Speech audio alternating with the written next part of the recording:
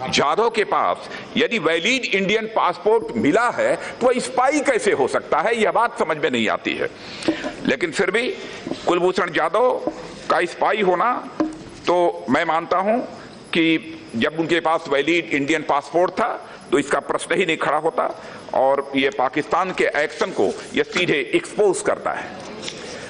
भारतीय high commission ने बार बार पाकिस्तान से भी अनुरोध किया था कि हमको काउंसलर एक्सेस दिया जाना चाहिए, लेकिन बार बार भारतीय हाई कमीशन के द्वारा जो है अनुरोध किए जाने के बावजूद काउंसलर एक्सेस जो दी जानी चाहिए थी वह काउंसलर एक्सेस नहीं दी गई है।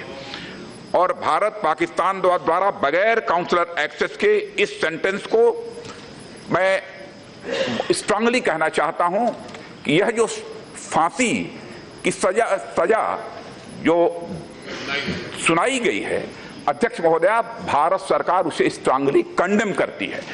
और मैं यह भी सदन को आश्वस्त करना चाहता हूं, जो लॉ एंड जस्टिस के बेसिक नॉर्म्स होते हैं उसको बिना ध्यान में रखे यह फांसी की सजा उन्हें सुना दी गई है कुलभूषण जाधव को।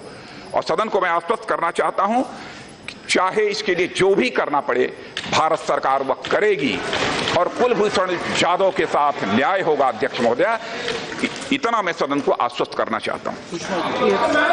और इस संबंध में जो डिटेल्ड जानकारी 12 बजे के बाद हमारी एक्सटर्नल अफेयर्स मिनिस्टर भी आएंगी और इस संबंध में वो विस्तृत जानकारी देंगे।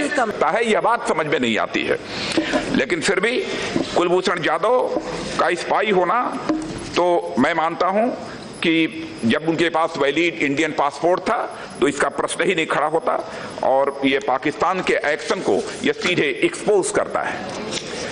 भारतीय हाई कमीशन ने बार बार पाकिस्तान से भी अनुरोध किया था कि हमको काउंसलर एक्सेस दिया जाना चाहिए, लेकिन बार बार भारतीय हाई कमीशन के द्वारा जो है अनुरोध किए जाने के बावजूद काउंसलर एक्सेस जो दी जानी चाहिए थी वह काउंसलर एक्सेस नहीं दी गई है। और भारत पाकिस्तान द्वारा बगैर काउंसलर एक्सेस के इस सेंटेंस को मैं स्ट्रांगली कहना चाहता हूं कि यह जो फांसी की सजा जो सुनाई गई है, अध्यक्ष महोदया, भारत सरकार उसे स्ट्रांगली कंडेम करती है।